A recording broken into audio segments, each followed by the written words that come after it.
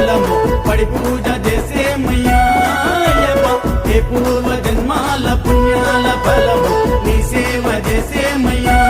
అయ్యప్ప పడి పూజ చేసేమయ్యా అయ్యప్ప నీ సేవ చేసేమయ్యా